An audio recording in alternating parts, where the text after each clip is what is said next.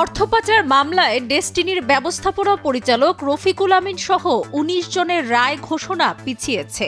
রায় পুরোপুরি প্রস্তুত না হওয়ায় ১৫ই জানুয়ারি রায় ঘোষণার নতুন দিন ধার্য করেছেন আদালত।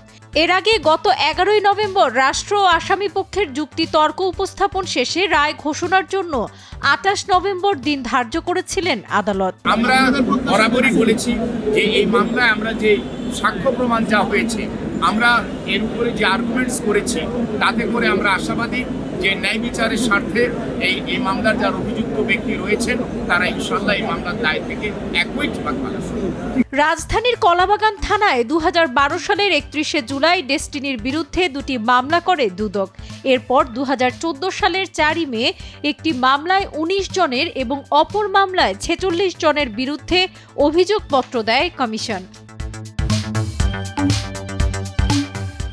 ২০২২ সালের ১২ই মে গ্রাহকদের সঙ্গে প্রতারণার মাধ্যমে অর্থ আত্মসাৎ এবং অর্থ পাচারের অভিযোগে দায়ের করা মামলায় ডেস্টিনির ব্যবস্থাপনা পরিচালক রফিকুল আমিনকে ১২ বছরের কারাদণ্ড দেয় আদালত। এছাড়া সাবেক সেনাপ্রধান লেফটেন্যান্ট জেনারেল অবসরপ্রাপ্ত হারুনুর রশিদ সহ ৪৫ জনকে বিভিন্ন মেয়াদে কারাদণ্ড দেওয়া হয়। শেখ ফরিদের পাঠানো তথ্যচিত্রে ডেস্ক রিপোর্ট, সাবরিনা কাজী, কালের কণ্ঠ।